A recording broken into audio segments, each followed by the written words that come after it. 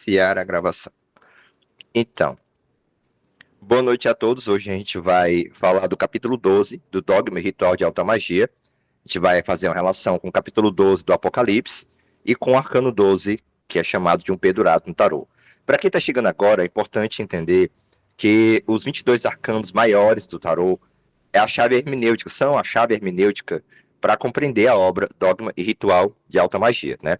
Inclusive, algumas pessoas especulam que o Livro Levi se inspirou numa obra de Saint-Martin chamado Dos Erros e da Verdade, onde cada capítulo estaria relacionado também com o arcano do tarô.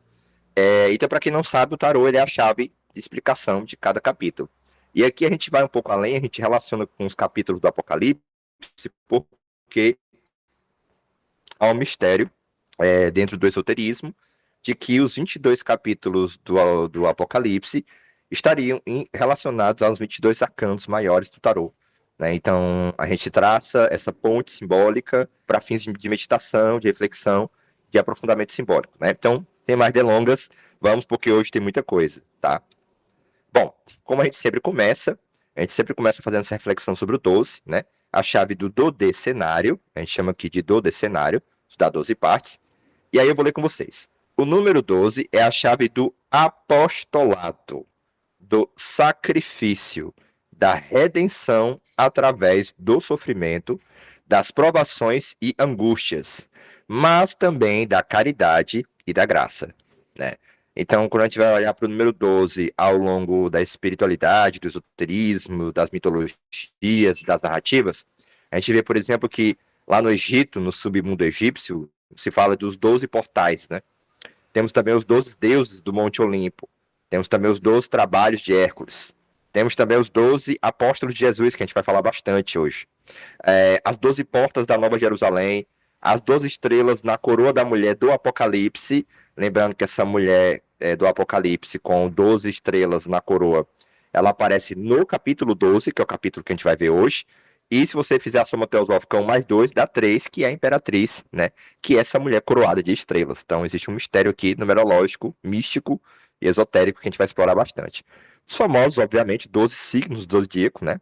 As 12 combinações do tetagrama, então o Yod, Re, Vav, Re, quando se combina as letras, eles combinam 12 combinações. E as 12 horas de Apolon de Tiana, ou também as 12 horas do Tia, né? E aí a gente percebe logo que o quê? A gente percebe que o 12 está ligado à natureza, está ligado ao ciclo da natureza. E mais uma vez, se você somar 1 mais 2 vai dar 3, que é a imperatriz, que é a nossa sagrada natureza, né? Existe o simbolismo da imperatriz com a natureza. A gente vai explorar isso também bastante. Então a gente observa que esses 12 trabalhos, esses 12 portais, esses 12 ciclos, eles são uma jornada que a alma encarnada ela tem que atravessar.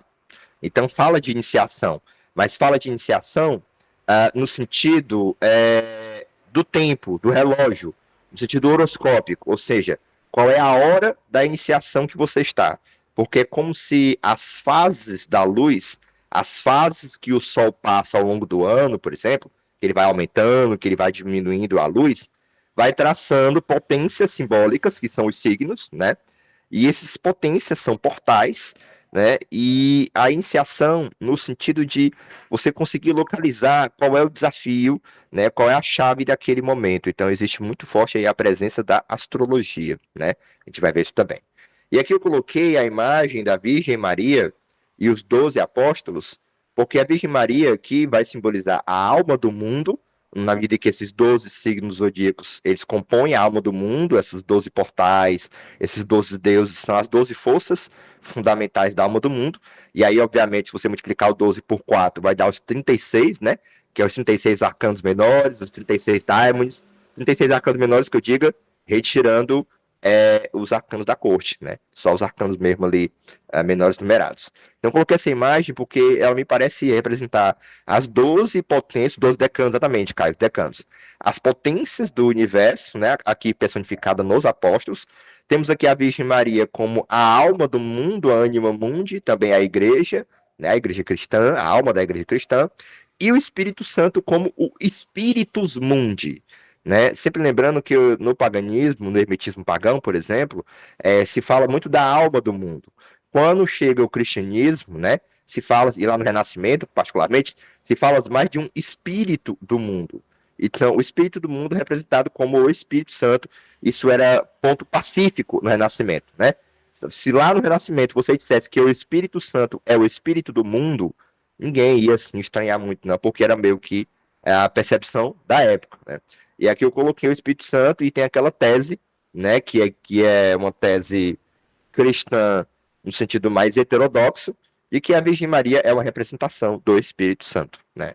E por isso que ela está aqui representando como meio dos apóstolos. Então, eu achei uma figura interessante para pensar essa questão dos 12 que a gente vai ver.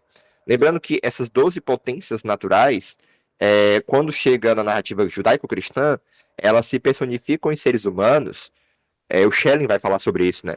Mais ou menos isso. O Schelling vai dizer que os deuses, né, eles vão reaparecer como os apóstolos na medida em que é um processo do próprio Espírito Absoluto se humanizando, né? Então, os apóstolos trazem uma dimensão mais humana do divino.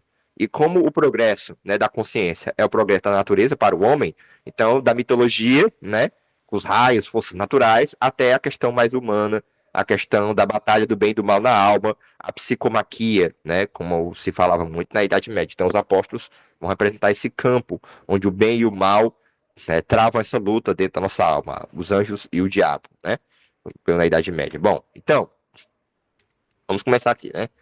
Bom, e é importante a gente chamar a atenção que o desenho do pendurado, essas pernas cruzadas vão lembrar uma cruz, né?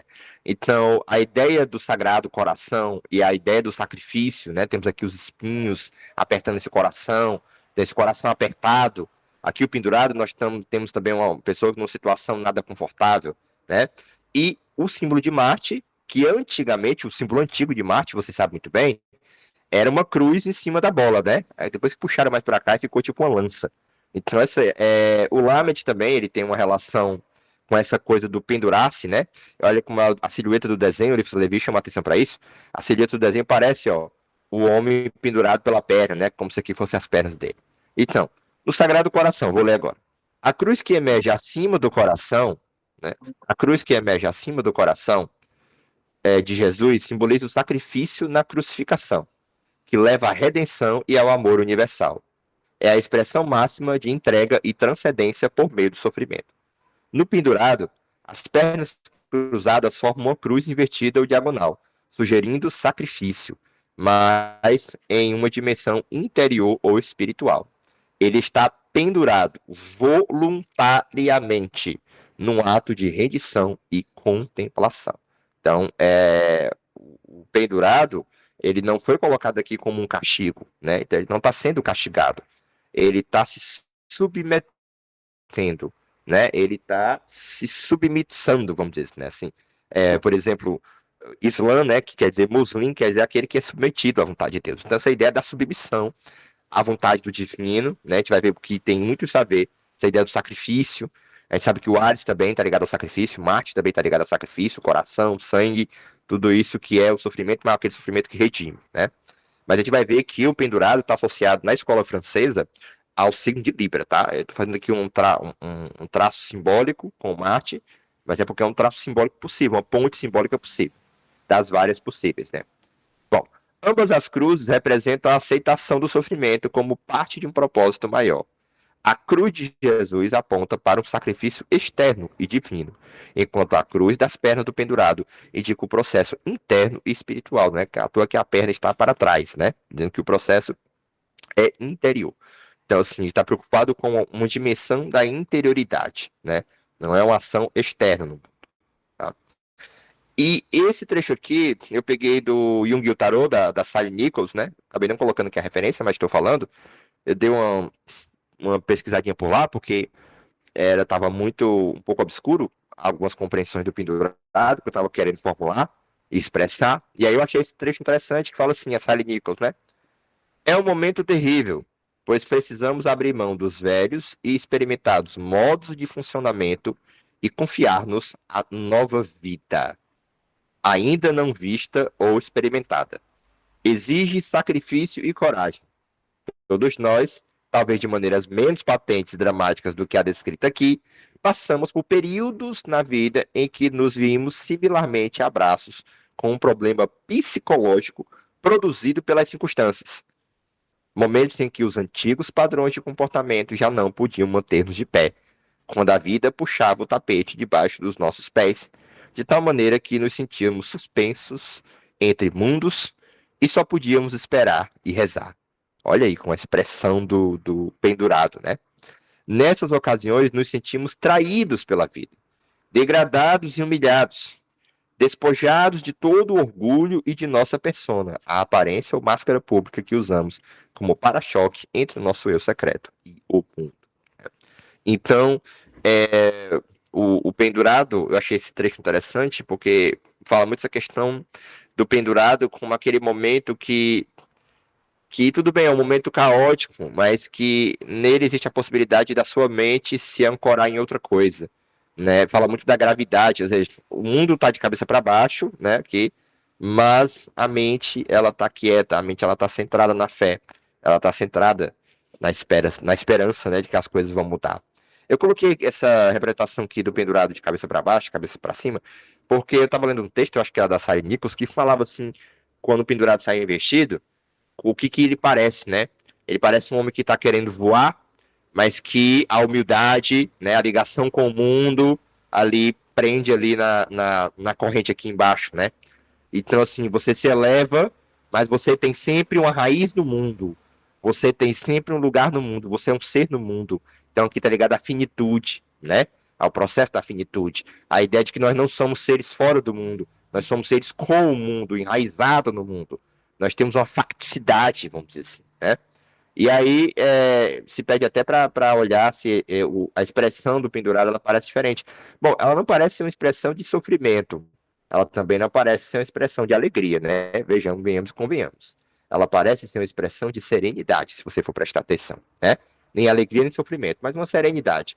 Uma serenidade que, apesar de tudo que está acontecendo, está ali com seu pensamento nas raízes, né? Ou seja, no seu pensamento nas coisas mais fundamentais da existência. Está querendo reencontrar essas raízes que perdeu com o mundo, né? Então a gente pode até falar, por exemplo, o processo da depressão, né? O processo da depressão é quando a pessoa perde essa conexão com o mundo e ela precisa reencontrar essa conexão com o mundo, né? Bom, e aí vamos de chaves arcanológicas, mebianas, papusianas, alguns insights que eu já tive com essas correlações e um que me atravessa muito, né? Que está sempre presente, é essa ideia de que o 12 ele é feito do 1 mais o 2, ou seja, ele é feito de um mago e de uma sacerdotisa, que culmina no Imperatriz.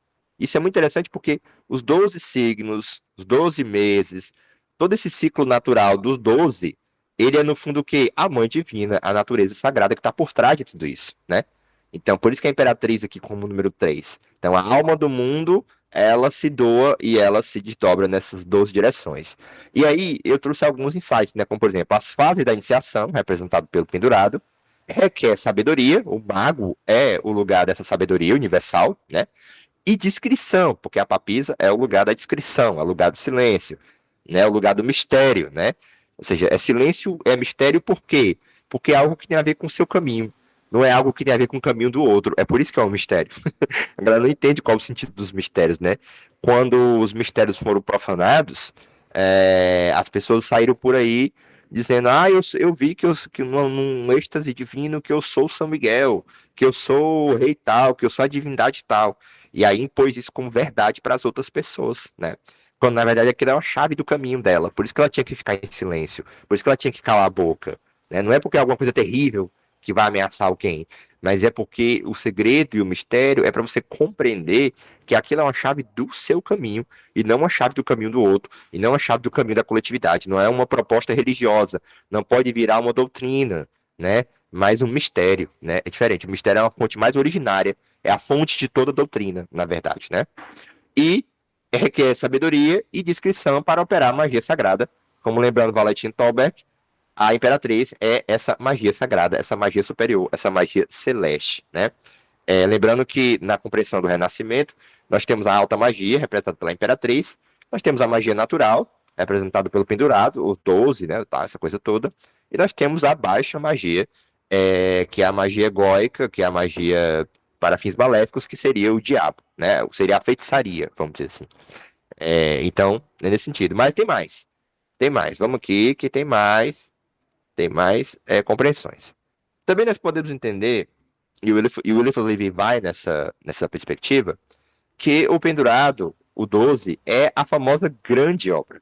Esse conceito da alquimia, da grande obra, essa ideia de que a natureza está aqui para parir o espírito, né? E aí Hegel, Schelling, o idealismo alemão, o romantismo alemão, através do Paracelso, vão beber muito dessa ideia de que o logos fecunda a natureza e daí brota o espírito, né? Então a grande obra é isso, a grande obra é esse parto do espírito. E para ele conseguir parir o espírito, a natureza teve que evoluir e chegar até o ser humano. Então o ser humano é uma expressão, vamos dizer assim, é um momento dramático desse aparecimento do espírito, dessa grande obra alquímica, ou seja, desse grande sofrimento, redenção, veio para parir, veio para depurar, veio para produzir no final uma pérola, né? Um espírito, o aparecimento do espírito. Então, a grande obra, enquanto termo alquímico, é basicamente isso, né? E nós podemos pensar assim, ó, a grande obra é unir o mago, os opostos, a papisa, na medida que a papisa é o 2, a dualidade, né? Para produzir a humanidade espiritualizada, seja o anjo, né? O anjo, a figura angélica, ela é uma força mágica? Sim, ela é uma força mágica. O anjo, ele é um mensageiro, ele é uma força mágica. Mas o anjo também, ele representa no caminho da alma o quê?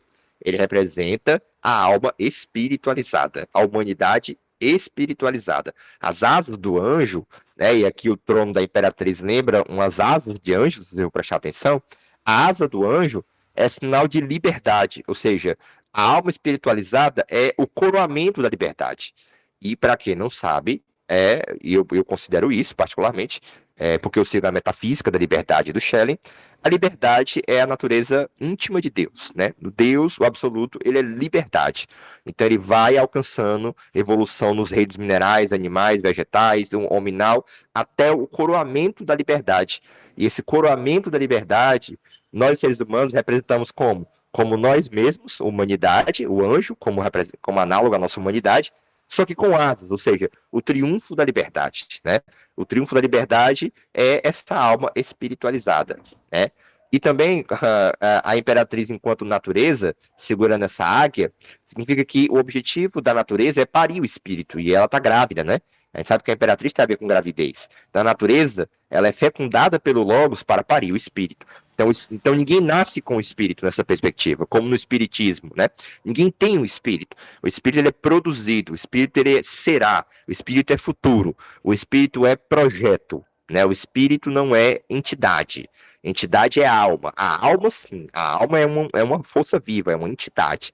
Mas espírito é projeto, espírito é caminho. Né? Diferente, por exemplo, no espiritismo, né? Onde na França vai se chamar de espírito as supostas forças anímicas, forças almísticas, né? Isso tem a ver com a língua francesa, que, enfim, eu já falei isso várias vezes, né? A língua francesa tem o mesmo nome para alma e espírito, diferente da língua alemã. Já falei isso várias vezes. E a grande obra alquímica, o pendurado, é também o enxofre, o mercúrio e o sal, que são os 3 elementos fundamentais da alquimia, e que lá no Eliphas Levi, ele vai lembrar a gente que o quê? Que o enxofre é a raiz do fogo, né? Que o mercúrio é a raiz tanto do ar como da água, e que o sal é a raiz da terra, né? Então, se você multiplicar 3 vezes 4, dá 12.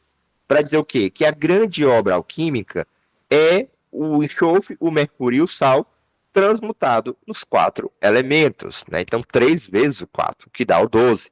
Então, todas essas forças, na verdade, é como se fosse uma gramática divina, né? Na verdade, é como se fosse uma linguagem divina, uma linguagem da própria alma do mundo. E o mago, o que é o mago? Ele é o conhecedor, o mago no Renascimento, né? O mago no Renascimento, ele é o conhecedor dessa linguagem divina, desse computador celeste, desse liber mundis, desse livro do mundo, né?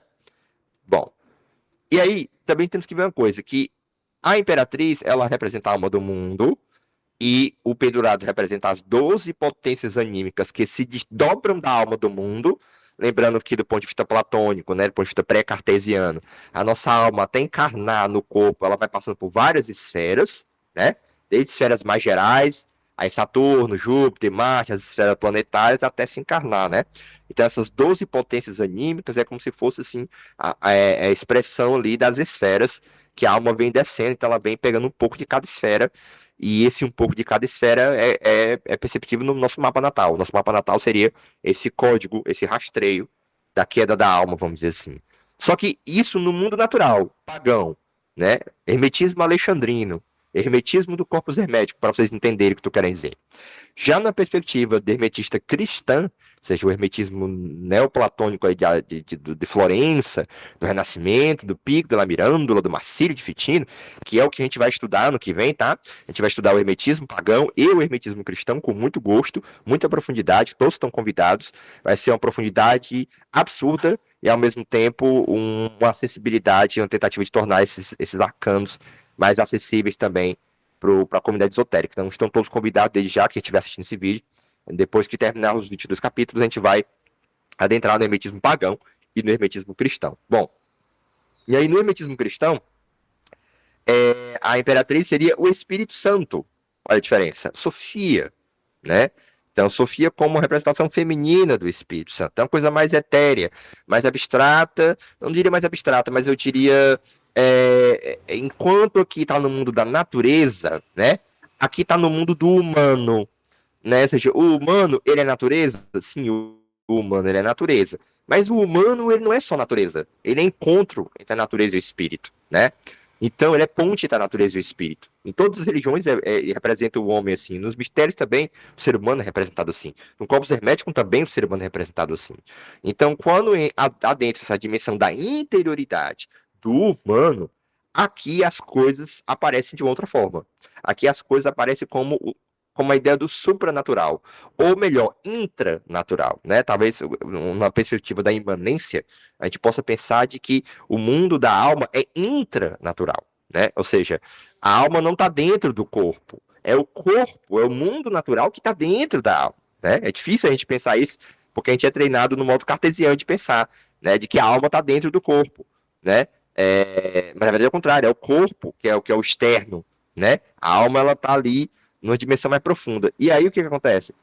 O apostolado seria a representação do pendurado nesse mundo do humano, né? Então no mundo humano é tanto o Espírito Santo na representação do divino como o princípio do apostolado aqui, que é o sacrifício, né? O apóstolo.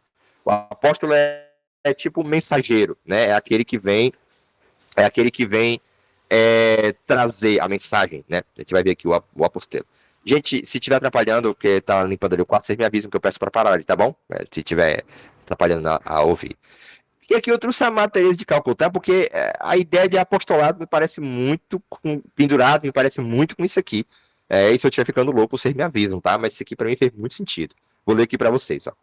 O pendurado simboliza as 12 fases da iniciação. Isso é eu que escrevi, tá, gente? Isso. Assim como também as 12 potências da Anima Mundi, que os gregos representaram com os 12 animais sagrados, os zodíacos. Zodíaco quer dizer conjunto de animais sagrados.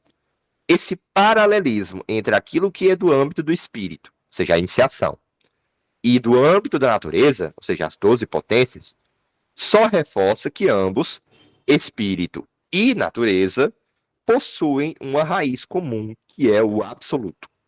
Ou seja, se existem 12 potências naturais e 12 fases da iniciação, e a iniciação é uma experiência espiritual, e as 12 potências naturais são potências da natureza, por que um é 12 na natureza e outro é 12 no espírito? Porque isso seria, vamos dizer assim, um vestígio, né, de que natureza e espírito tiveram unidos no absoluto. Por isso que eles têm esse paralelismo. Só assim você pode ter o Schelling, o Jacoboemi, o Corpus Hermético, o Paracelso, né? E você entender que a natureza, como diz o Schelling, é o espírito visível. E o espírito é a natureza invisível. Você consegue entender? Então eles apontam para uma unidade mais originária, por isso que haverá paralelos de uns com os outros. Você vai conseguir traçar esses paralelos. Gente, isso é muito profundo. Isso é metafísica pura, tá? Isso que é importante todo esoterista estudar metafísica, principalmente a história da metafísica. Então, continuando. Quando o espírito, adentra a natureza, 2, ele gera vida, 3, Quem é que diz isso? Schelling, o romantismo alemão, o Jacob Boehme também, né? E isso aqui é a ideia de que o 3 ele é a vida, né? Ou seja, a natureza, né, a força primordial, o 1, que dentro do mecanismo, né, do mecanicismo da polaridade, é positivo, negativo, a eletricidade gera o orgânico. O orgânico é o terceiro momento, é o Espírito Santo, é a vida, é a arte, né? É essa coisa que se auto-organiza, que como tem uma vida própria, né? Então, isso é simbolizado pela chave numerológica 12 é igual a 1 mais 2, que é igual a 3. Ou seja, o espírito 1 entrando na natureza, 2 gera a vida, 3. A vida, 3, é, portanto, o retorno da natureza, 2, ao espírito 1. Esse retorno é cheio de angústias e provações. Daí se é a chave do apostolado, isto é, do após, em grego, telo, aquele que é enviado com a missão de restabelecer a ponte entre o humano e o divino, através do sacrifício verdadeiramente altruísta. Você vai dizer assim, mas o sacerdote, o hierofante, ele também é aquele que estabelece a ponte entre o humano e o divino. Sim, o sacerdote, ele é o iniciado, né?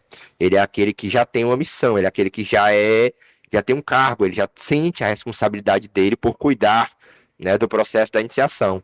O apóstolo não, o apóstolo está atrás disso, né? O apóstolo é aquele que decidiu seguir, né? Então me lembra muito, por exemplo, um hino do Santo Daime que diz assim, né?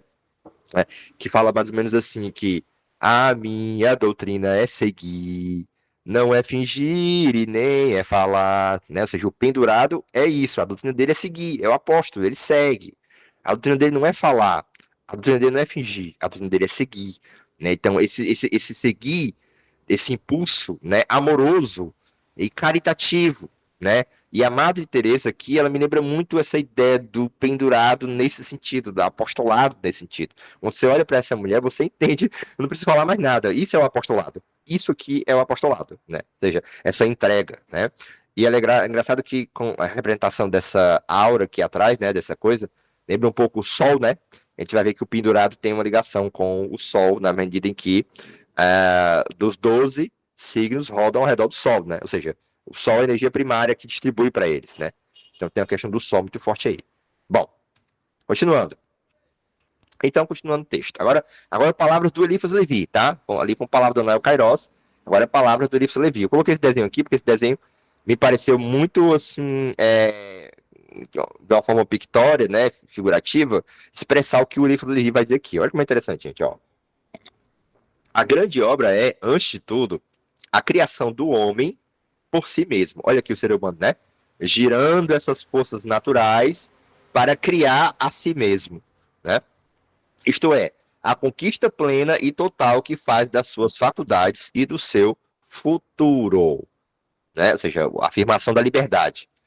É principalmente a emancipação perfeita da sua vontade, que lhe assegura o império universal do Azote. O Azote aqui é a alma do mundo, né? É a magnésia, é o diabo, né?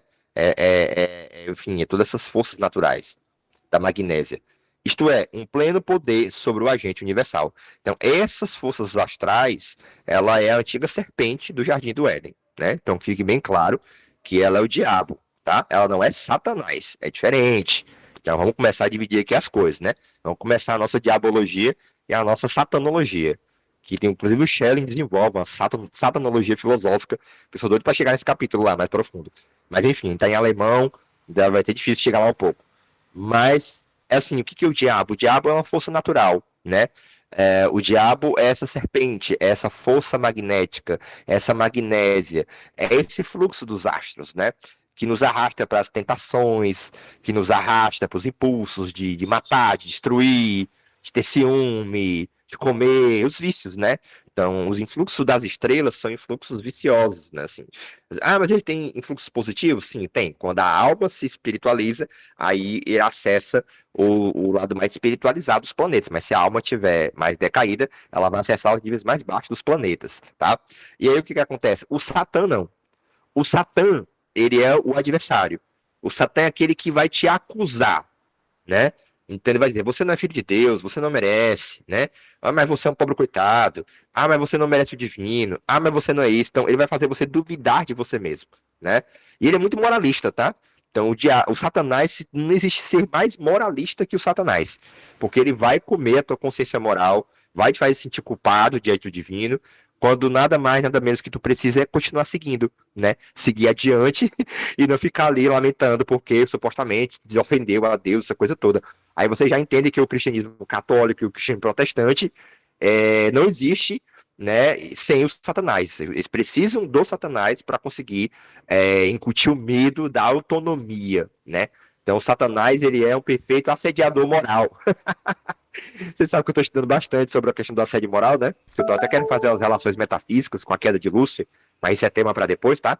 Como o mito da queda de Lúcifer pode estar representado no assédio moral, e aí eu uniria uma metafísica do mal, né, com um problema organizacional do mundo moderno, né, que é o assédio moral.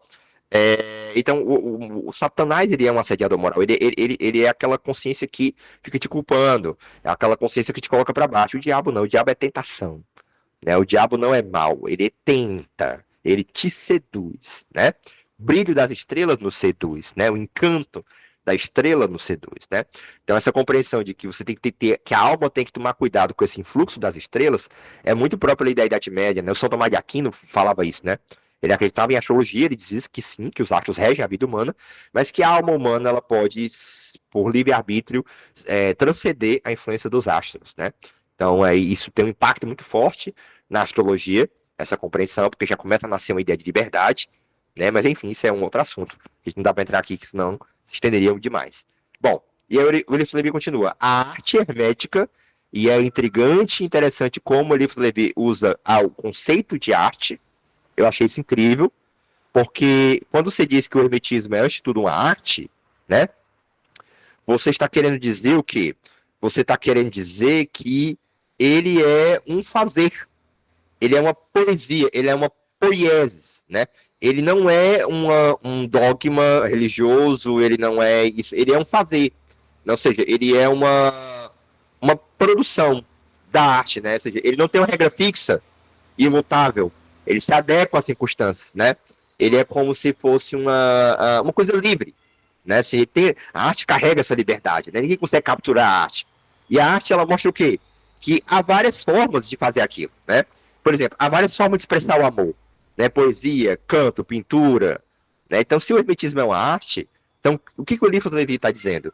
Que há várias maneiras de fazer hermetismo, né? E isso é muito intrigante porque lá no Novalis a gente sabe que a arte é a que sobra para um espaço que a magia pode ocupar na contemporaneidade, né, nessa mente moderna, só é possível se a gente recolocar o valor metafísico da arte. Ou seja, a arte não é meramente uma coisa de entreter.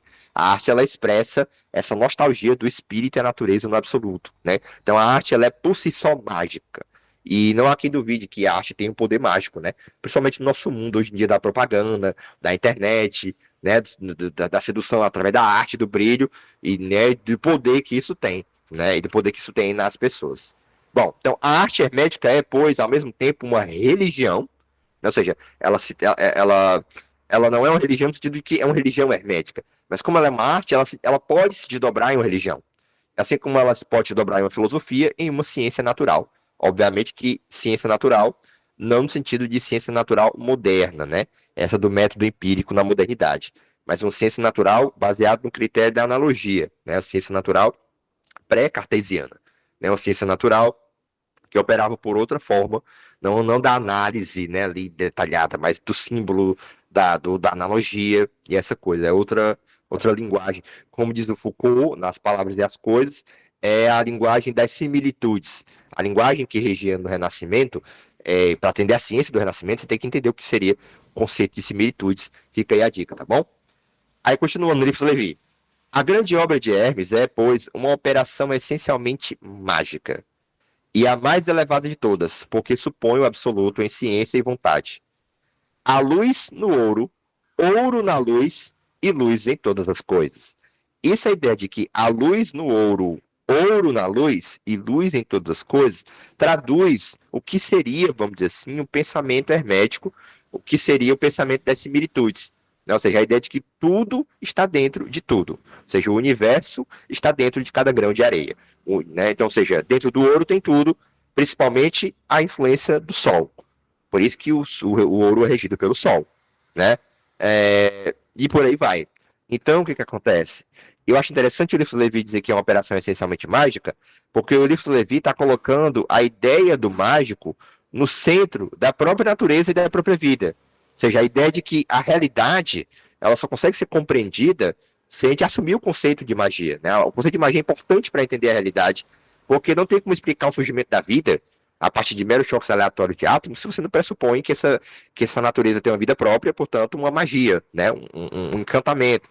E isso me lembra muito o Novalis. Então, essa ideia, a gente aproximar o Eliphas Levi do Novalis é muito possível, porque o Eliphas Levi estava no contexto ali do romantismo, né? Do espírito do romantismo. Embora o romantismo francês, mas o Novalis estava ali, meio que contemporâneo, né? Se não me engano, ali muito próximo das datas deles, na Alemanha, né? Então, fazer essa ponte é muito interessante. Eu não sei se vocês já sabem. Se não sabem, fiquem sabendo agora. Eu vou repetir isso bastante daqui para frente. A minha tese em relação à filosofia da magia já está estruturada, tá? Já estamos chegando nos sinais, né, do nosso grupo, no grupo não, da perspectiva da filosofia da magia, e a minha tese é justamente aplicar o idealismo mágico do Novalis, esse conceito, no hermetismo cabalista cristão. Então, como o idealismo mágico é capaz de resgatar o hermetismo cabalista num horizonte diferente agora, né? Num horizonte mais atualizado do que tentou fazer o Eliphas Levi, enfim, do que tentou fazer a magia do caos, de alguma forma, né? E ainda vou fazer esse diálogo com a magia do caos, não hoje, tá? Mas para pensar a contemporaneidade do meu livro, a gente vai ter que pensar a magia do caos e, assim, eu acredito que ela é válida, mas eu acho que o idealismo mágico do Novalis tem vantagens práticas, político-práticas melhores, no sentido de enfrentar esse desencantamento e essa atitude individualista neoliberal diante do mundo, né? De dizer, eu pego qualquer sistema mágico, mas eu não me importo com a história, com a alma que tem por trás daquilo, com a história que tem por trás daquilo, eu uso e pronto, e deu certo e acabou. Me parece que isso não é que eu esteja questionando a eficácia disso, não é isso, não é a questão da eficácia, mas me parece que isso reproduz um espírito de uma dimensão decadente da modernidade. Talvez o idealismo mágico ajude a gente a ter talvez um melhor enraizamento cultural, né? Mas não necessariamente uma submissão cultural, uma submissão religiosa como é o dogmatismo. Mas enfim, não vou explorar isso agora, porque isso já seria uma aula só para isso, para a gente pensar isso aí, tá bom? Bom, continuando. Continuando. Vamos aqui, tem muito mais coisa. Bom, a associação do pendurado com Libra, né? Para a escola francesa, tá? O pendurado está associado ao signo de Libra. Como? E eu leio para vocês. O pendurado, assim como o signo de Libra, traz essa necessidade de tentarmos sempre se colocar no lugar do outro, né? Libra. E para isso é necessário mudar o nosso ângulo de visão, que é o pendurado. Isso lembra o conceito de Mitsein, o ser com lá no Heidegger, né? Porque vocês, já avisei vocês que vocês vão ter que aguentar agora eu falar de Heidegger, de Dasein Análise e traçar essas relações que ele faz com, que ele faz não, né? Que a gente faz aqui com o esoterismo, com a metafísica, né? Então, o Mitsein é o ser com, é a instância do nosso ser do mundo, que nós não estamos aqui só com a natureza, nós estamos aqui com as outras pessoas também, né? As outras pessoas nos assediam, as outras pessoas nos interrogam, as outras pessoas nos irritam, né? As outras pessoas nos mostram quem nós somos, as outras pessoas nos corrigem. Então, uma estrutura fundamental do nosso ser do mundo é esse ser com, é o famoso Mitsein. Então, quando eu falar em Mitsein daqui para frente, vocês entenderem o que eu quero dizer, tá? Então, eu vou ler aqui. Isso lembra o conceito de Mitsein, né? Libra é profundamente Mitsein, né? Libra é essa questão do outro, da alteridade muito forte, que é justamente essa dimensão fundamental de nossa existência, que são as nossas relações com o outro, com a diferença e com o direito do outro à dignidade. Então, por exemplo, quando eu pedi para o ChatGPT, quando eu pedi para o ChatGPT, gente, explicar o assédio moral, né? Em termos das análises, né? E ele foi logo no Mitsein, né? Ele foi dizer, olha, o assediador moral, ele rompe o Mitsein, né? Ou seja, ele rompe essa confiança mútua que nós temos, que constitui esse elo social, né? E aí o que acontece? Esse Mitsein rompido, né? Ele é rompido no âmbito existencial profundo, né? ele se desdobra em sintoma psicológico, sintoma psicossomático, ele desce, ou seja, o efeito psicológico, né, que a depressão, a ansiedade, que vem do assédio moral, no fundo é como se fosse uma repercussão, né, de algo que está muito mais originário, ou seja, está no nível do ontológico, do existencial. Ou seja, porque se rompeu o Mitzrayim, isso está no âmbito da existência, isso não é uma questão psicológica, é que a psique, né, é que a psique sofre. A psique, ela como se fosse uma instância menor, né? Então, isso tem muito a ver, não menor, mas mais, menos originária. Isso tem muito a ver, por exemplo, com a psicologia e com a fenomenologia, tá? Para quem quiser se inteirar do que eu estou querendo dizer, eu estou aqui reproduzindo a crítica que a fenomenologia do Husserl fez à psicologia, né? Porque a psicologia, no século XIX, no século XX, principalmente, ela queria explicar tudo, né? Ela dizia, pô, não precisamos mais de ciência, precisamos mais de filosofia, tudo agora é explicável pelos processos psicológicos. E aí o Husserl veio e disse, não, calma aí, quando chega no psicológico, é porque antes de tudo já estava ali, ó, no campo do conceito do ontológico, do existencial, né? Então, por exemplo, se você tem uma perspectiva negativa diante da vida, isso está no campo ali do existencial. Isso pode se desdobrar em sintomas psicológicos, mas o sintoma psicológico é um sintoma de alguma coisa mais profunda que é do âmbito da existência. Você consegue entender? Então, esse mitzvah rompido, ele é sentido na vítima do assédio moral, por exemplo, como os sintomas psicológicos. Eles são sinais desse mitzvah. Como é que a pessoa recupera esse mitzvah? Ora, ela recupera denunciando, indo na justiça. Quando ela batalha pela dignidade dela, quando ela reage pela dignidade dela, ela constrói um caminho de autenticidade e de recuperação dessa confiança no mundo, né? Que tem que existir. Né? Quando eu confio no mundo, não é uma confiança cega nas instituições, achar que as instituições são imparciais, que não tem um jogo político por trás delas. Não, não é isso. Mas de entender que existe uma dimensão do nosso estar no mundo em que nós podemos, de alguma forma, contar, né, que as pessoas vão reprovar o assédio moral, que as pessoas vão reprovar isso, que pode ter um ou outro que vai tentar defender o assediador ou o que seja, mas o mundo vai reprovar, as pessoas vão reprovar porque isso é reprovável. Ter essa confiança nesse mundo comum, que você não está ficando louco, você consegue entender de que o que você está sentindo é alguma coisa que é perceptível, os outros também percebem, né? Isso é o Mitzvah, né? E me lembra muito Mitzvah essa coisa do apostolado, do Libra principalmente, né, que é o signo do outro, do casamento, da alteridade, se opõe ao ascendente, né, e por aí vai. O assédio moral, por exemplo, e aí, né, representaria uma ruptura com Mitzvah. Por isso causa tantos danos psicológicos. A forma autêntica de viver esse Mitzvah é reconhecer a autonomia e dignidade desse outro que me interroga com o olhar. Então, assim, você pode. Isso me lembra o Voltaire, né? Eu posso discordar de tudo que você diz, mas eu defenderei até a morte o direito de você dizer. Então, esse reconhecimento da dignidade do outro, ele é fundamental, porque ele reconstrói esse elo através do qual a sociedade está unida, né? Que é esse elo de confiança mínimo, ético mínimo, para a gente poder conviver.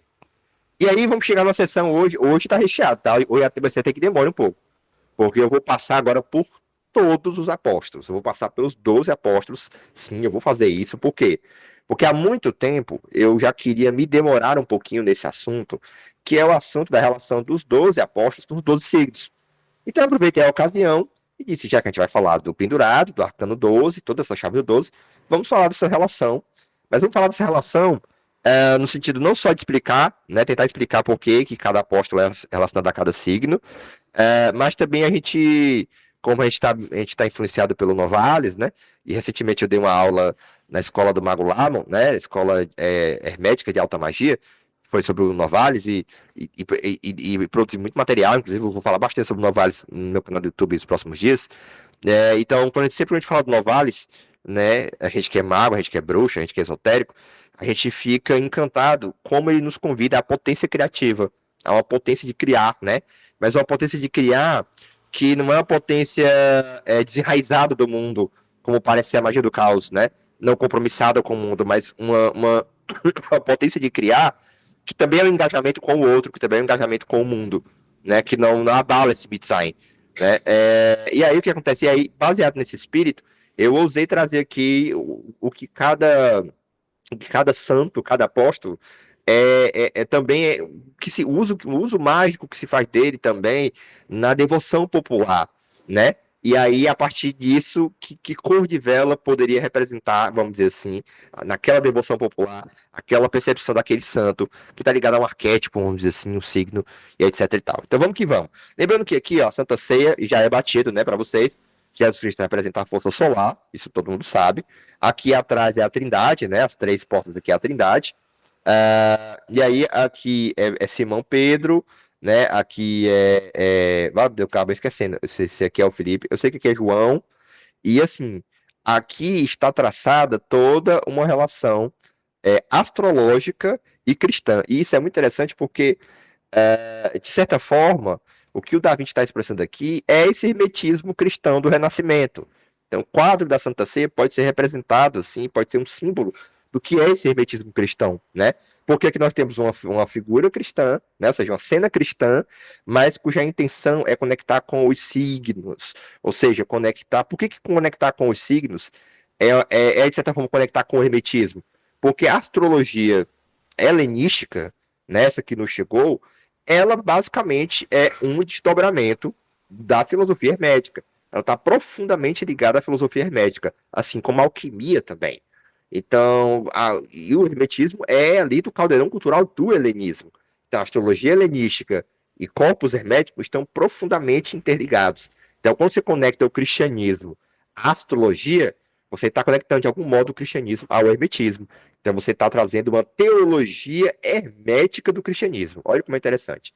Existe uma teologia católica, existe uma teologia protestante, existe uma teologia ortodoxa e existe uma teologia hermética do cristianismo, que é o quê?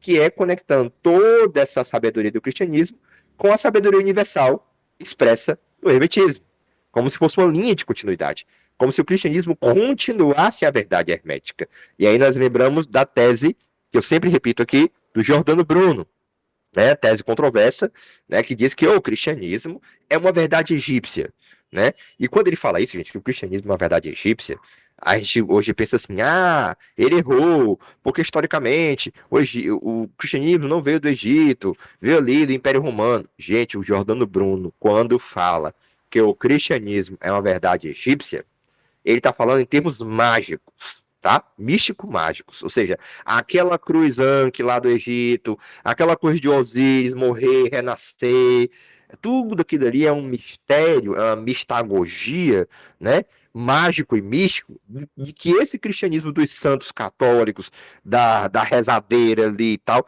é um desdobramento disso, é um desdobramento dessa mística mágica egípcia.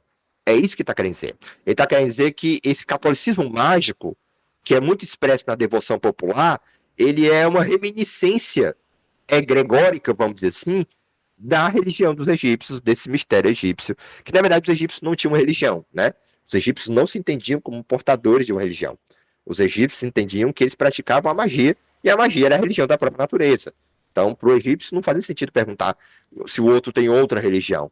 Só o que existe é uma religião só, que é a magia, né? Que é a religião da natureza. Ou seja, a outra cultura fora do Egito, não é que ela tem outra religião, ela tem outra forma de praticar a magia. É assim que os egípcios pensavam, né? Inclusive, eu comprei um livro sobre o Egito, a gente vai falar muito do Egito daqui para frente, muito. Principalmente para entender o corpus hermético, tá? Então, quem gosta de egiptologia, quem não gosta, comece a se aprofundar, porque leia bastante sobre o Egito, porque é importante, tá? Continuando, vamos. Então, vamos falar sobre cada um, de forma breve, tá? Obviamente que o signo de Áries está relacionado a São Pedro, né?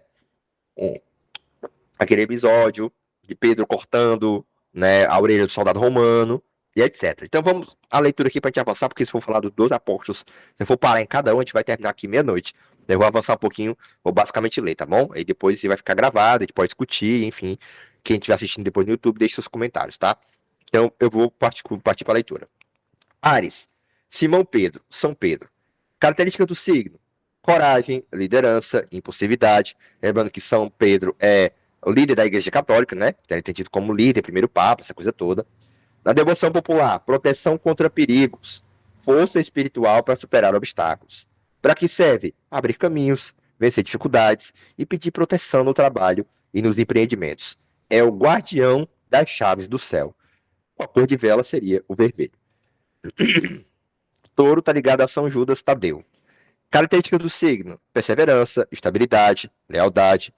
Na devoção popular, solução de causas impossíveis, perseverança em momentos de dificuldade. Perseverança é uma coisa bem taurina, né?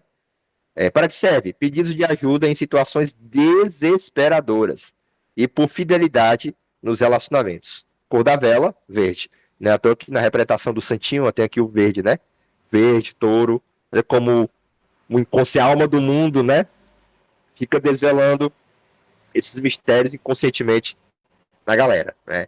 Bom, Gêmeos é São Mateus, né? O que escreve o Evangelho, então essa coisa da escrita ali dos Gêmeos, né?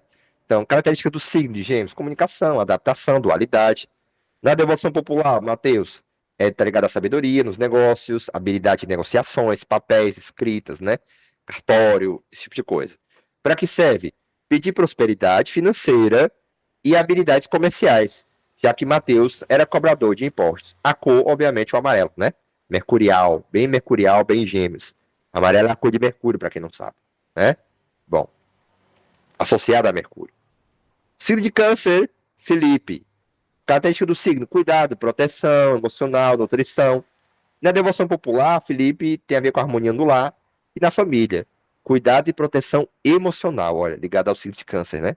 Para que serve? Pedir paz doméstica, união familiar e conforto em momentos de sofrimento. Cor azul clara. Leão. Leão é o Tiago Maior, né? E é incrível como essa representação aqui de Tiago tem uma expressão bem solar, né? Até nas cores, ó. Daqui, e a cor recomendada é o dourado, ó. Então, Leão é o Tiago Maior, que tem o Tiago Maior e o Tiago Menor, né? Coragem, liderança, brilho pessoal são as características do signo de Leão. Devoção popular, vitória sobre os inimigos, força e proteção em jornadas difíceis. Para que serve? Sentido mágico, né? Pedidos de proteção em viagens e forças em batalhas pessoais ou espirituais. Tá? E a cor é o dourado. Virgem, Tomé. Essa interpretação aqui de Tomé é muito interessante, né? Com essa lança, essa coisa de duvidar, né? De analisar e de ser desconfiado, né? Então, característica do signo de Virgem: análise, discernimento, busca por verdade. Na devoção popular, é o fortalecimento da fé, separação, superação da dúvida e busca por clareza espiritual. Para que serve? Pedir discernimento em decisões difíceis e para fortalecer a confiança em momentos de incerteza. A cor da vela, bege ou branca. Libra. São João Evangelista, né? O discípulo amado de Jesus Cristo, né? Achei essa imagem muito interessante, né? Porque lá na Santa Ceia, São João Evangelista é representado da forma bem feminina. Alguns ficam até assim questionando se não é Maria Madalena, né? Então tem essa controvérsia, né? Característica do signo: harmonia, amor, compaixão. Na devoção popular, união em relacionamentos, crescimento espiritual e amor universal. Para que serve? Se você for fazer uma macumbinha com o santo, serve o seguinte: pedido de harmonia e entendimento em relacionamentos, além de inspiração espiritual. A cor rosa, né? Libra, rosa, relacionamento. O discípulo amado, né? O discípulo amado é Libra. Interessante isso, né? Bom, continuando. Espera aí. Então, o escorpião é ligado a Judas Iscariote, mas na devoção popular a galera não usa assim o Judas Iscariote para pedir as coisas, não, né? Pela fama do traidor do Cristo e tal.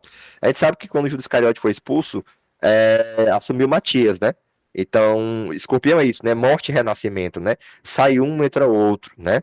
Então é muito interessante como o que vai simbolizar escorpião, ele tem essa coisa de das trevas para a luz, né? Interessante. Então, escorpião é Judas Iscariote e Matias. Como o Judas não é muito colocado, né? A gente vai falar aqui do Matias, tá? São Matias. Ciclo de morte e renascimento. Matias simboliza touro. Touro era quem é o touro? Deixa eu ver aqui, vou falar aqui. O touro, ele é o São Judas Tadeu, tá? Vai ficar gravado, você vai ver com calma depois. Bom, e aí o que acontece?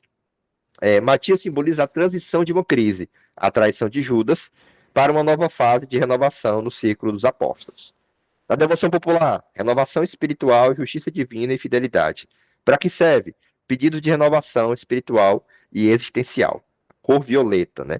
E aí a galera do São Germão pira, né? Quando fala em violeta, transformação, transmutação, a galera do São Germão pira.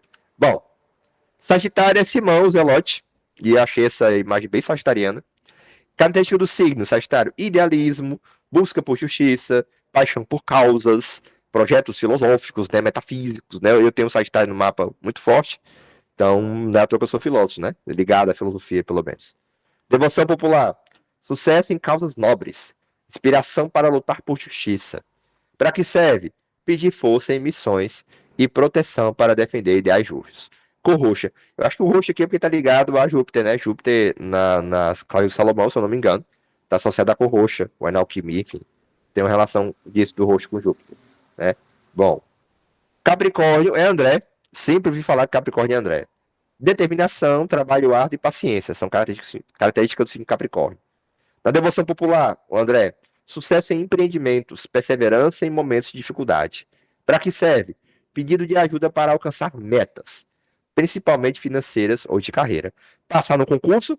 Santo André. Qual é a cor da vela? Um verde, de cor, preferência um verde escuro, tá? E aí você traz aí uma oração aí de Santo André, ou receba uma oração no momento de gnose e faça sua bruxaria santíssima. Aquário, Tiago Menor, né? E essa figura desse rapaz eu achei bem aquariana aqui, o jeito dele, cara de rebelde, assim, né? Olhando e dizendo, mas o que que tá acontecendo aqui, né? Bom, característica do signo, determinação, trabalho árduo e paciência. Devoção popular, inovação, trabalho comunitário, coletividade. Para que serve? Pedidos relacionados a projetos em grupo, crescimento comunitário e equilíbrio nas amizades. Você vai morar num sítio?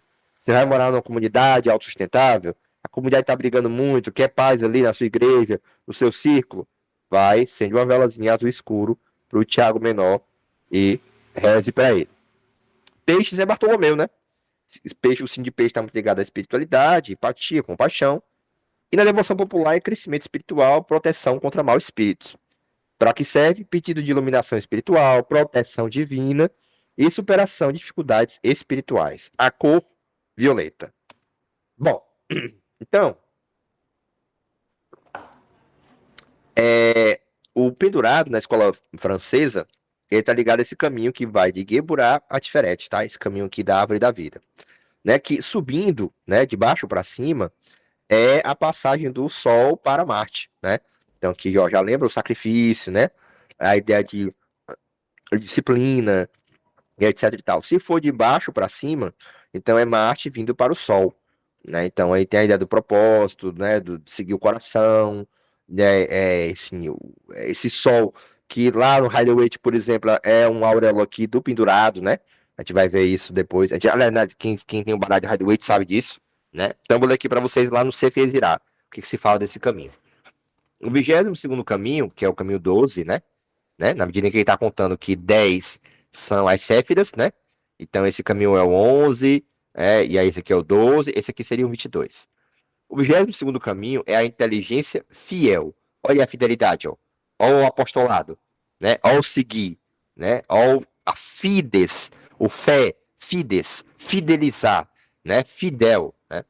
E é assim denominado porque por ele as virtudes espirituais são desenvolvidas, né? Assim como se acreditava que através do Sol todas as estrelas ganham vida, ganham brilho, né? E todos os habitantes da Terra estão perto de ficar sob a sua sombra, sob a proteção de suas asas. Sacrifício e disciplina. Geburá, que é essa cefeira aqui, ó. Assim como o pendurado suspende a sua vontade, o caminho entre Geburá e Tiferet exige o sacrifício do ego e a aceitação do julgamento como parte do processo de crescimento espiritual. A severidade de Geburá pode ser interpretada como as provas e desafios que levam ao autoaperfeiçoamento. Então, se você está subindo, tem provação, né? Se for um caminho descendo, é o caminho das virtudes aqui, né? É o caminho dessa força, dessa determinação a alcançar, encontrar um propósito genuíno, autêntico do coração, né? Não servir para o mal, não servir para o egoísmo, mas servir a um propósito realmente espiritual, interior, né? De sentido. Bom, então, continuando aqui. E aí estamos na reta final. Pensei que ia me estender mais, mas acabei não me estendendo. O Apocalipse 12, né? Gente, o Apocalipse 12 é o famoso Apocalipse, o trecho do Apocalipse, onde aparece a mulher coroada de estrelas na cabeça, que ela foi pro deserto, tinha asas. Aí lembra a deusa Isis, né? Tem um trecho lá que é muito parecido com a deusa Isis. E a gente sabe que o Apocalipse ele foi escrito numa época onde havia ali no Império Romano o culto à deusa Isis, né? Então, o Império Romano tinha trazido essa influência do Egito e tinha um culto muito forte à deusa Isis. que era chamada de Rainha dos Céus, né? Então, no Apocalipse meio que aparecem algumas estranhas semelhanças entre o culto da deusa Ísis e dessa rainha dos céus, essa mulher coroada de estrelas e etc e tal. Então, vale muito a pena. Tem muita ali a ideia, aparece São Miguel também, né? Então, esse capítulo 12 ele é muito emblemático. Aparece São Miguel, aparece o dragão, aparece a figura do deserto, aparece a Virgem, o filho da Virgem que é atacado. Então, cheio de simbologias, né? Que são, na verdade, chaves da nossa alma, chaves do caminho iniciático, quando o horizonte é o horizonte iniciático de leitura. Então, sacrifício e esperança. Assim como o pendurado aceita a suspensão e o sofrimento como parte de um processo de transformação, o capítulo 12 mostra a mulher e seu filho enfrentando perseguições. Essa mulher, gente, é a igreja, tá? E o filho é os apóstolos, é a comunidade apostólica, é o apostolado. Então, a igreja é perseguida, os seus filhos também são perseguidos. Ó. O capítulo 12 mostra a mulher e seu filho enfrentando perseguições como parte do plano divino de redenção. Lembrando que no tempo do Apocalipse, os cristãos eram perseguidos pra caralho, né? Então, assim, era realmente, assim, o Apocalipse, ele é uma resposta ao problema do mal, fundamentalmente, né? É uma resposta ao intenso sofrimento das primeiras comunidades cristãs primitivas. Então, a gente precisa explicar, olha, nós estamos sofrendo, está todo mundo morrendo, mas é porque está acontecendo a redenção do mal. Então, a gente tem que lembrar isso, né? Que a raiz do Apocalipse é o problema do mal. E eu digo mais, a raiz de toda a filosofia, a raiz de todas as questões é o problema do mal, né? Não é o que é Deus, é o que é o mal. Como é possível o sofrimento, como é possível as trevas, né? Então, o que acontece?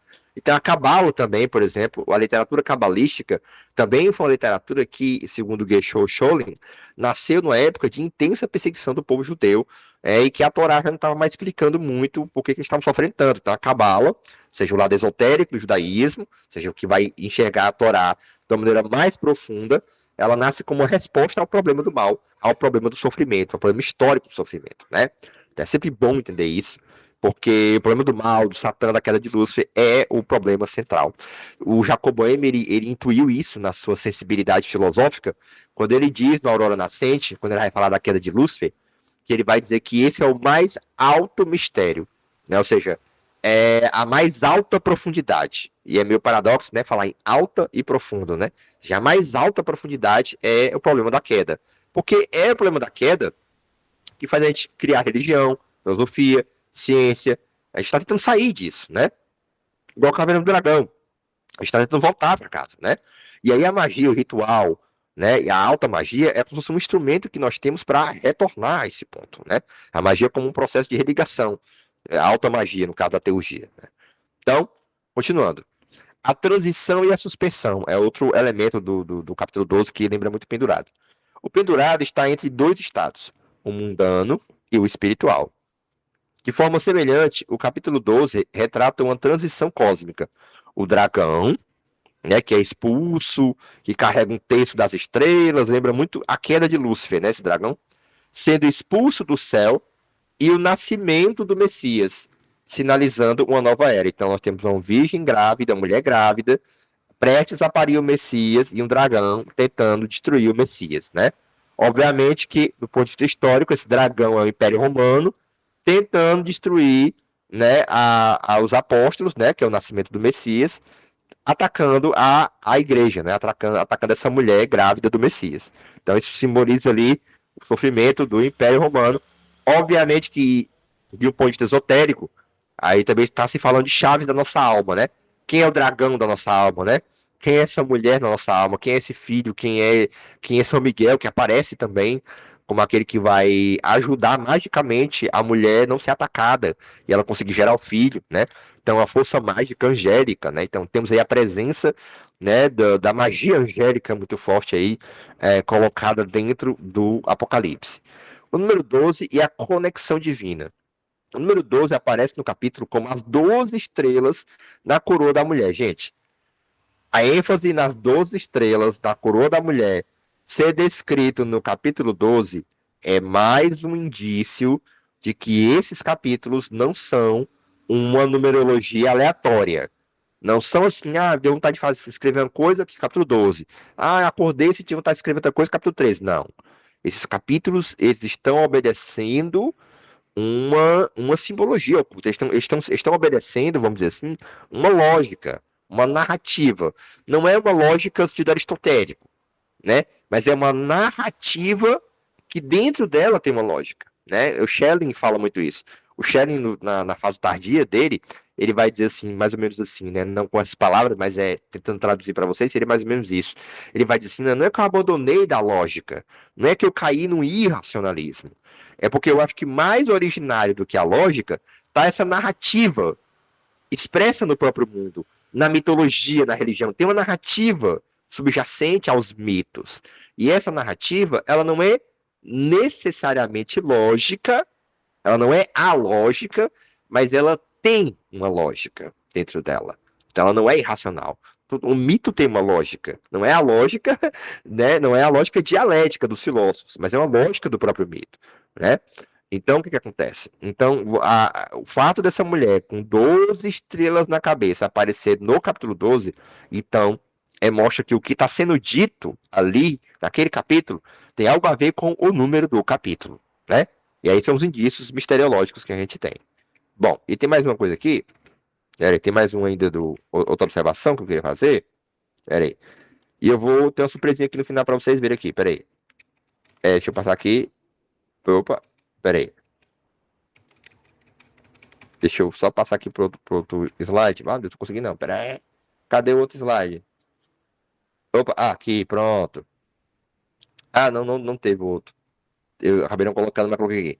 Sim, e aí pra terminar, gente, eu assim, essa coisa de a gente trazer um canto, né, uma poesia, uma arte que possa representar aquele conceito, né?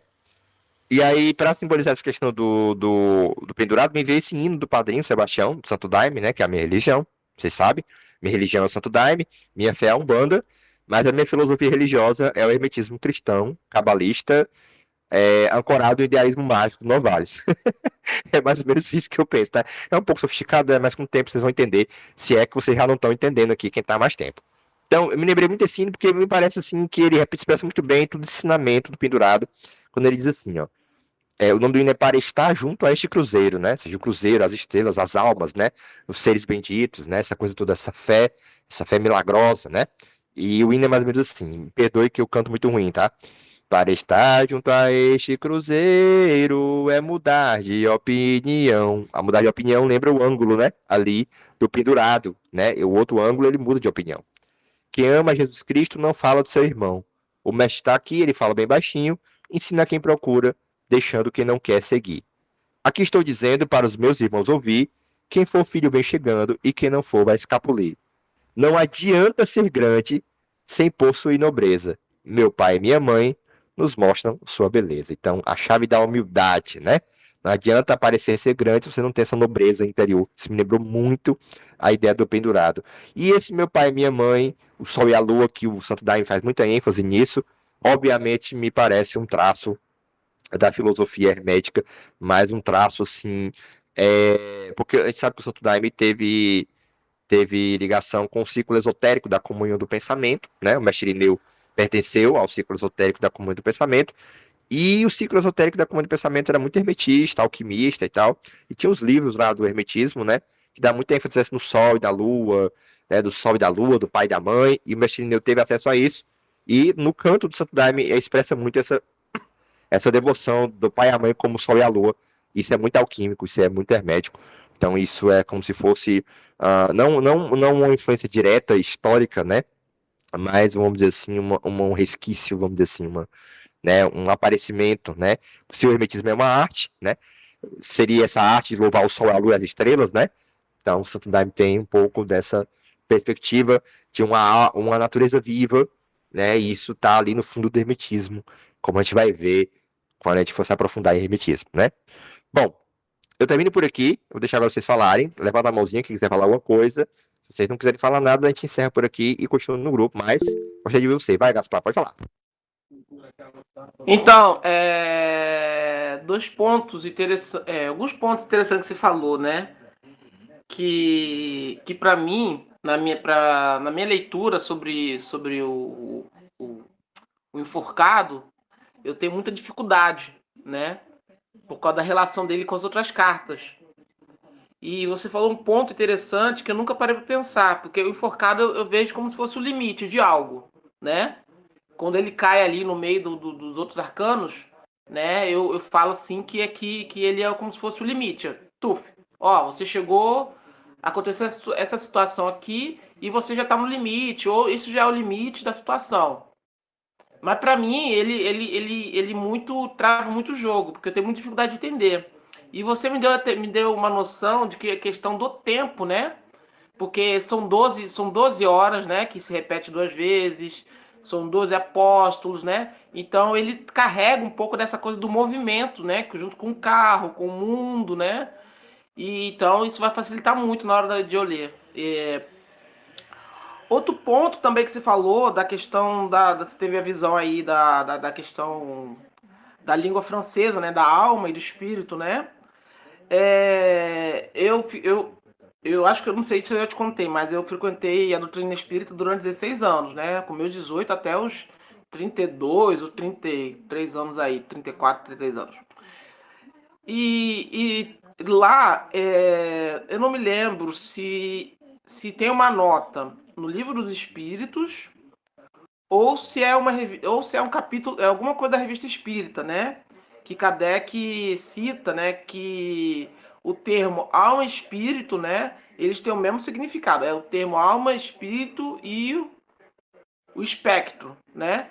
Eles são a mesma coisa. Mas só que Kardec se usou do termo alma e espírito justamente para distinguir o homem encarnado e o homem desencarnado. Ele faz, eu não me lembro se é uma nota de algum livro dele. Eu não me lembro se é o livro dos espíritos ou se é o livro dos médios, que ele faz essa nota e depois ele aumenta depois lá no livro espírita, não sei da onde. É só um detalhe mesmo que não vai fazer diferença nenhuma, né? E, e eu achava que o outro ponto também que eu achei muito legal que você falou, que eu achava que aquele número 4, né, o que ele fazia, né, o enforcado, estaria muito ligado ao arcano 4, né, que é o imperador. Eu acho que eles têm muita relação, né, o imperador com o enforcado, né? É aquela coisa, né? O imperador ele tem a ordem, né? E aí eu entenderia nesse sentido, né, de que a sua força de vontade, a questão quando eu estou jogando, né, que é a questão da força de vontade, né, se faz ou você de enforcar de algum assunto ou de alguma pessoa, ou você terminar essa situação que já está no limite, quando os dois vêm junto, né? Porque eu achava que eles tinham muita ligação, justamente pelo número 4 que fazia. Mas você colocou do sacrifício, que também tem a ver, né? Para você galgar, né, a estabilidade que o imperador tem, você tem que fazer sacrifícios durante sua vida, né? Se desprender de situações, né? Pô, olha, muito obrigado, tá? E outro último ponto também que é da época que eu frequentei a igreja católica, né? Que eu achava esse capítulo muito, sei lá, como eu gosto dessas coisas de anime, eu achava muito viajante, né? E você trouxe outra visão, que é o Império Romano, né? Que é a comunidade, né? Cristã se formando ali, coisa e tal, né? Porque tem essa coisa da Virgem Maria descer até o deserto, e ela se isolar ao deserto, ser protegido pelos cinco anjos, né? Aí o dragão avança, aí tem aquela batalha épica, né? Quase um CDZ e a deusa Atena ali, né? Engraçado. Isso, Exatamente. o dragão, agora não me lembro se o dragão do Apocalipse tinha 12 cabeças. Não tinha um negócio desse? Ou Tem um era negócio 12 assim. coroas? Tem um negócio assim mesmo, sim. Tem, não esse capítulo, talvez. Mas que ele tem 7 cabeças, uma coisa assim. Acho que é 7. É Acho 7. que é 7, né? É 7 cabeças. É, Né? que são os 7 planetas aí, né? Mas interessante, se o 7 tiver até de falar, me permita falar, assim. Mas você quer falar mais alguma coisa? Gaspar, Ah, você quer não. falar mais alguma Só encerrar coisa? nesse sentido que gostei muito hoje do tema. Foi muito para mim foi muito bom porque é uma carta que eu acho muito difícil de ler. Então para mim Sim. foi muito elucidador, né? e muito Uhum. mais, assim, profundo, né, do que eu procurava, que eu não encontrava sozinho, né. Sim. Mais um agradecimento aí. Tá, obrigado. Assim, quando saiu pendurado numa tiragem tarô, a da corte é complicado mesmo, um pouco, cara. Quando saiu pendurado numa tiragem de tarô, eu sempre interpreto assim, que algo do tipo, eu interpreto que, olha, a melhor coisa que você tem para fazer agora é não fazer nada. É quase o Wu-Wei do taoísmo, né? Então, o melhor que tem para ser feito, a melhor ação é deixar as coisas irem, né? Então, eu vou deixar a Cátia falar daqui a pouco. Então, pegar esse ponto aqui, mas não quero ouvir o cara falar daqui a pouco. Então, por quê? Porque tem coisa que não adianta você se empenhar. Tem coisa que é quando chegar aquela hora, que é quando chegar aquele ciclo, que é quando chegar aquele signo, quando chegar aquela força horoscópica. Então, você tem que esperar o fluxo do tempo, né? Então, os 12 signos, né? As 12 fases da luz solar, é para dizer, olha, paciência, porque tem coisa que está fora do nosso controle, né? E que só com o tempo deixar as coisas irem. Então eu vejo o pendurado muito nesse sentido. E assim, é engraçado que depois dele vem o arcano da morte, né?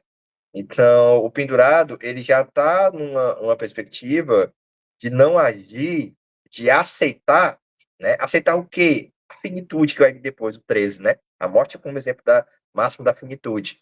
Então, me parece muito que o pendurado é aquela consciência alquímica da vida, né? Ou seja, aquela consciência de que a vida é matéria, energia, transformação, fluxo, né? E que a morte nada mais é do que uma transformação, como diz lá no Corpus Hermético, né? A morte é uma separação, mas separação não quer dizer não existência, né? São duas coisas diferentes. E aí o que que acontece? Eu achei interessante isso, porque essa compreensão do pendurado como o sacrifício voluntário, né? E é engraçado que o Peixes é o 12º signo do zodíaco, né? E então tem alguma ligação do Peixes com o pendurado de alguma forma. Porque o Peixes é a questão do voluntariado também. Peixes, o símbolo do cristianismo primitivo, né? Então tem muita essa coisa. E assim, é engraçado, para deixar o Caio falar, que como eu conto para vocês, né? E eu acho que está sendo com vocês também, de algum modo, esses arcanos que a gente está estudando, às vezes eu passo 7, 15 dias, né, sem se encontrar, eu percebo que aquele arcano está acontecendo, né? A gente está estudando e ele está acontecendo em mim de algum modo. Então, quando eu presto atenção no que está acontecendo comigo, que explica o arcano, aí fica muito interessante, porque aí é como se o arcano está presente, porque como eu estou pesquisando sobre ele, pensando nele, então ele começa a se apresentar aonde ele está naquele momento da minha vida, né? E nesse momento do pendurado, por exemplo, é o momento que eu passei afastado da minha igreja de Santo Daime, porque eu estou tomando remédio, né, que é um remédio psiquiátrico, que ele tem que se afastar, não pode tomar o ayahuasca, né? Então é pendurado, né? Ou seja, eu me afastei ali da minha conexão e tal, mas ali mantendo a mente, tentando manter a mente sadia, tentando me autocuidar psicologicamente, frequentando psicólogo e tal, cuidando da cabeça. Então foi um período que eu tive que começar a cuidar, né? A cuidar do externo, eu já cuidei do externo, já estruturei juridicamente como é que eu vou fazer, tudo e tal, aquilo, mas e eu? E a minha cabeça, e o meu ser, né? Por isso que o pendurado, ele reluz a cabeça lá no Rider-Waite, né? Então aí o arcano se abriu para mim, eu digo, então o pendurado é esse momento, olha como é interessante, esse momento também de que você está livre, né? Mas você não quer cair na gandaia, você quer se preservar, no sentido de você quer continuar uma espécie de solitude psicológica, né? Mas uma solitude que é um cultivo, de algum modo, dessa espiritualidade apostólica que tem na nossa alma, vamos dizer assim. Então é como se, tipo assim, eu sou livre agora, né? Tenho liberdade, mas o que eu quero mesmo é alguma coisa mais introspectiva, mais do caminho da interioridade, do sacrifício. Então, quando você vai lá no Valentin Tomberg, né, de 22 Meditações, ele dá muita ênfase no conceito de gravidade, de que o pendurado ele fala da gravidade, porque o corpo do cara tá pendurado, então a gravidade está atuando sobre ele para baixo, mas a mente dele tem outra força gravitacional, uma força para cima. Por quê? Porque apesar de a gravidade natural ser para baixo, ele, na mente dele, está conectado com o espiritual. Então, a gravidade da mente dele é para cima, de uma forma transcendental, vamos dizer assim. Então, é um encontro de gravidades. Uma gravidade natural, que é a do corpo, e uma gravidade espiritual, que é a da cabeça. Por isso que ele não está sofrendo, ele está sereno. E tem alguma coisa puxando ele para cima. Mas essa coisa que está puxando ele para cima está na cabeça dele, está dentro da psique dele. Então, o arcano 12 do pendurado é essencialmente um trabalho psicológico, psíquico, né? É a sua cabeça. É que você tá pensando muita besteira, volta para as raízes. Por isso que ó, o cabelo dele está perto das raízes aqui, ó. Vai prestar atenção. Ou seja, você tem que cortar, podar. Por isso que essas plantas aqui estão podadas, ó, sangrando, ó. Porque ele está precisando cortar aquilo que é desnecessário. E aí tem a ver com economizar, né? Quando sai uma tiragem financeira, tem a ver com se conter com gasto, tem a ver com a ideia de, olha, você vai se apertar, mas você vai sobreviver, né? Então, alguns dizem que aqui é sangue saindo, né? Então é basicamente isso. Mas agora eu quero ouvir o Caio. Fala, Caio.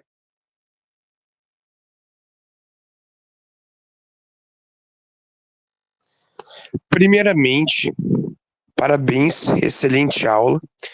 Eu ia só fazer um adendo que a sua interpretação divinatória desse arcano, dessa coisa do calma, ainda não é o momento.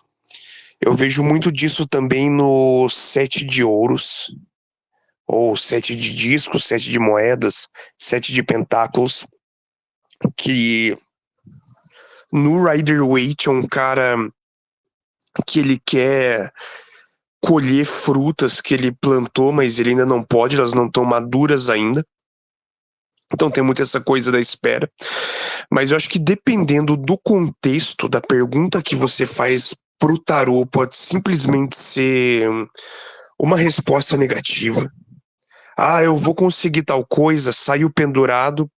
Não, cara, eu vou ter que orientar minha energia na vida para outra coisa, não para aquilo que o meu ego tava me atiçando a querer, né? O meu diabo tava me atiçando a querer. Uma coisa que eu não lembro se chegou a ser citada na aula é a relação do pendurado com o elemento água. Isso é uma coisa muito interessante porque no Rider-Waite o pendurado é um dos únicos arcanos que não tem nenhuma associação astrológica, porque a associação com letra hebraica é das 3 letras raízes, né? Então é o louco sendo elemento ar, o julgamento sendo fogo e o pendurado sendo água. E é bastante interessante até que no deck de Thoth, do Crowley, atrás da figura do pendurado você tem até uma placa com vários quadradinhos pequenos que é a tábua enoquiana do elemento água, mas enfim. E daí quando a gente liga essa questão do autossacrifício com a água, isso me lembra muito aquela coisa do João Batista. Só que o que é o batismo? Ele é um renascimento, né? As igrejas não falam assim, você está renascido em Cristo depois de ser batizado. E essa coisa da água, principalmente na alquimia, é muito ligada a essa questão de origem da vida. Você vê em várias mitologias como a Suméria, que antes do universo ser organizado, você tem as águas primordiais na mitologia egípcia. Antes de existir o céu e a terra, existia só a água e a escuridão. A água tem muito essa ligação em mitologias antigas com uma coisa de caos primordial. Então muitas vezes você vê deuses que representam trovão matando monstros que representam a água nesse caos primordial. Você tem a luta entre Tiamat e Marduk, Thor e a serpente gigante, e assim vai. E na própria Bíblia, você, além de ter essa questão no Gênesis do mundo surgindo da separação das águas, né? Você tem também essa luta entre a civilização e o caos no Apocalipse, pela luta de Deus mesmo contra Leviatã. Que eu não me lembro se isso é do livro do Apocalipse, acho que não, acho que isso daí é de uma fonte judaica. Agora eu não lembro ao certo. E claro, dá pra gente pensar também não só na aplicação divinatória dos arcanos, mas na aplicação mágica, né? Porque se tem uma coisa que eu gosto de fazer é colocar uma carta de tarô no meu altar e fazer uma macumbinha tarológica. Então isso faz até a gente refletir, né? Qual seria talvez a aplicação mágica desse arcano, né? Talvez uma coisa de renascimento, talvez uma coisa de te ajudar a ter um momento de introspecção que te traga cura interna, que te traga reflexão. E é isso. Esses foram os meus adendos, nem um pouco organizados. Espero não ter atrapalhado. Enfim. Que nada, você jamais atrapalha, pelo contrário. Você trouxe a referência da escola inglesa, onde o pendurado é ligado à letra Men, né? A água primordial. É muito interessante a gente fazer sempre esse diálogo com a escola inglesa, né, e a escola francesa para aumentar nossas conexões simbólicas, né? Na escola francesa, o pendurado está ligado ao signo de Libra, pelas razões que a gente já aludiu aqui. Mas você falou uma coisa muito interessante, que é o chamado para uma interioridade, para uma cura da mente, né, para uma psicoterapia, de repente, né, também, né? Achei muito interessante isso, porque me parece que o pendurado é nessa perspectiva. Lembrando que quem pediu para ser pendurado de cabeça para baixo foi Ares, né? Foi o Pedro, né? Pedro está ligado ao signo de Ares está ligado à cabeça, e por aí vai. Então, gente, eu vou encerrar por aqui, agradecer a participação de todo mundo. Vai ficar gravado, a gente continua no grupo as discussões. E na próxima a gente vai estudar o capítulo 13, que é o Arcano da Morte, que na escola francesa é a letra Men. Letra Men seria a mão. Tá bom? Então é isso, galera. Valeu. Boa noite a todos.